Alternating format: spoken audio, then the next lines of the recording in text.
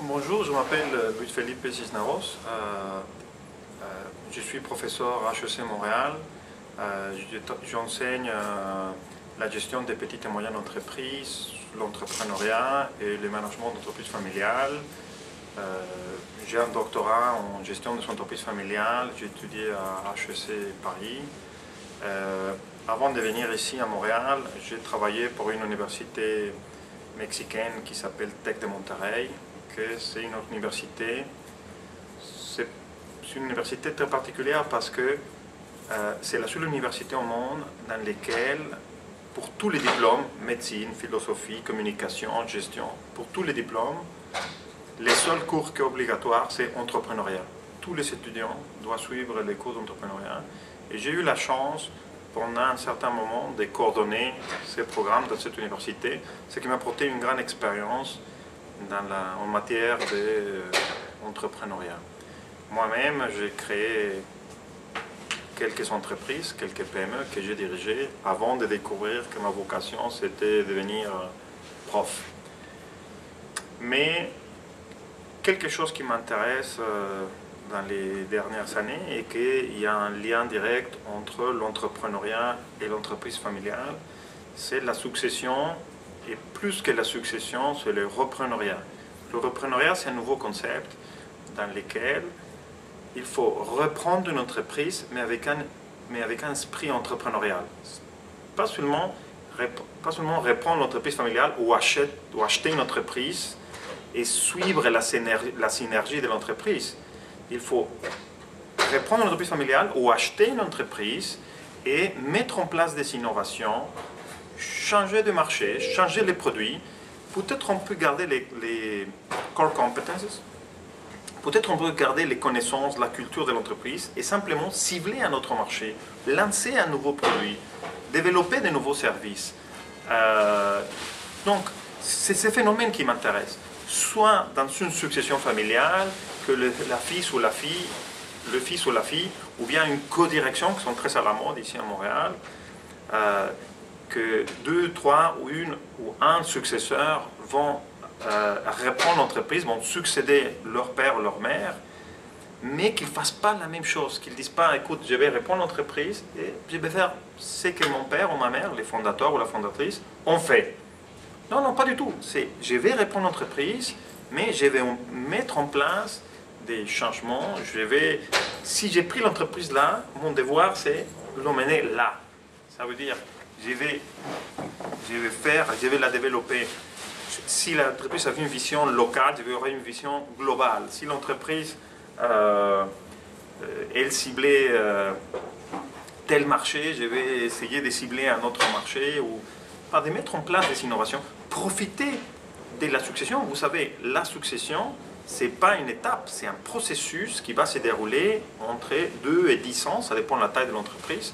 Donc profiter de ces périodes dans lesquelles il y a un règne conjoint entre le prédécesseur et les successeurs, pour profiter de la légitimité du fondateur et des nouvelles énergies de successeurs, pour mettre en place de nouveaux changements, pour apporter le sang neuf des successeurs, des nouvelles idées, et ensemble, les prédécesseurs et les successeurs, petit à petit, changer la culture, petit à petit, changer la culture de l'entreprise et démarrer avec un nouveau projet.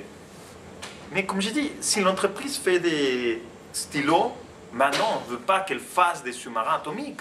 On peut garder les compétences. Je peux vous donner des exemples. Ici à Montréal, je suis en train d'écrire des cas d'une entreprise dont le père travaillait avec les banques. C'est une entreprise de construction et de rénovation qui travaille avec les banques. Et le père, il faisait des espèces de chambres fortes pour les banques. Et il a développé une technologie, il a des brevets. Simplement que les enfants se sont rendus compte que les banques, de moins en moins, ils ont de l'argent. Maintenant, l'argent, c'est de l'information. Maintenant, même dans nos poches, bon, c'est mes clés, mais on n'a pas d'argent. On fait tout avec la carte de crédit, on fait des interactions sur Internet. Donc, de moins en moins, on a d'argent. Cependant, si on a de moins en moins d'argent, ça veut dire que les besoins des banques maintenant, c'est d'avoir des installations informatiques de pointe. dont les enfants ont dit, écoute, on va garder les clients, les banques, on sait comment faire des rénovations, simplement qu'on va offrir un nouveau produit. De moins en moins faire des chambres fortes, de toute façon la demande était en train de chuter, mais maintenant on va être les plus fortes pour faire des salles informatiques pour les banques. Et maintenant, ils ont triplé les chiffres d'affaires qu'avait l'entreprise, parce qu'avant, à la place d'avoir une grande succursale, maintenant les banques ont beaucoup de petites succursales. Donc ils se sont adaptés, même avant que ça changement arrive. Et je peux vous donner des exemples comme ça, en assurance, en pièces détachées, mais c'est ces phénomènes. Et il n'y a pas que dans les entreprises familiales. Il y a nous avons ici des étudiants de MBA qu'ils se sont dit, écoute, j'aimerais lancer une entreprise de publicité, j'aimerais faire des grands stickers pour les bus et pour les métros, dont je vais monter une imprimerie. Et on a dit, écoutez, vous n'avez pas besoin de monter une imprimerie. Il y a des imprimeries qui sont en train de se vendre parce que le marché commence à chuter. Ah, eux, ils sont déjà les savoir-faire. Eux, ils sont déjà les machines.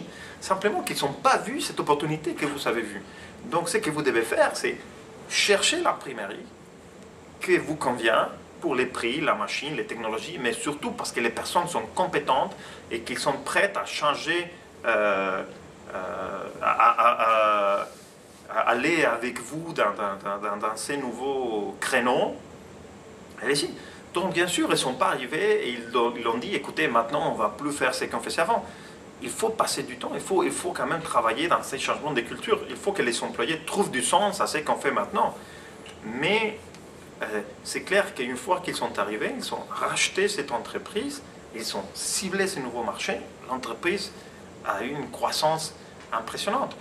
Donc aujourd'hui, partout dans le monde, il y a beaucoup d'entreprises qui sont en vente. Il y a beaucoup d'entreprises qui ne trouvent pas des successeurs. Pourquoi? Parce qu'ils n'ont pas eu des enfants, parce que les enfants ne sont pas intéressés à répondre à l'entreprise de famille, ou simplement, ce n'était pas des entreprises familiales, c'était 2 ou 3 associés, et ils sont arrivés à l'âge de la retraite. La plupart d'entreprises qui existent aujourd'hui, et c'était créé par les baby boomers ou par les traditionalistes, donc maintenant, c'est la génération X et Y, nous, on doit reprendre ces entreprises. Il y a dans le monde des milliers d'entreprises comme ça. C'est des belles opportunités pour les entrepreneurs pour dire, écoutez, moi j'ai une nouvelle idée, peut-être je n'ai pas besoin de montrer des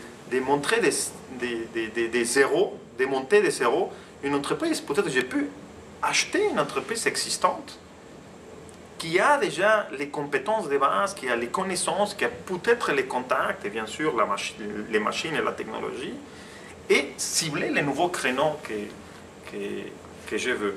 Parfois, il y a les dirigeants qui embarquent à rester un peu pour l'aider à l'acheteur à emmener son entreprise au-delà. J'ai vu ici, dans une entreprise de baignoires, il y a quelqu'un qui a dit, écoute, j'ai vu acheter votre entreprise de baignoires, mais moi je vais faire des baignoires de luxe avec des bains à tourbillon, des jacuzzi aussi. Et les dirigeants ont dit, écoutez, je peux rester pour vous aider à convaincre les employés à faire ça.